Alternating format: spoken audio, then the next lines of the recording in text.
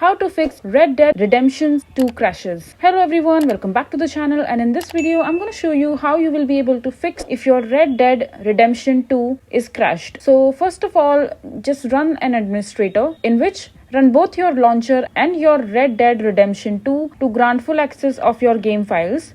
This is a quick fix you can always try when you run into a game crashing or not launching issues, and then navigate where the game is installed, and after that just right click on Red Dead Redemption 2 and select properties like shown in the screenshot right here, and then choose the compatibility tab and select disable full screen optimization and run this program as an administrator, and then just go ahead and click change high DPI settings, then tick the override high DPI scaling behavior option and then select application. From there just click on OK to apply.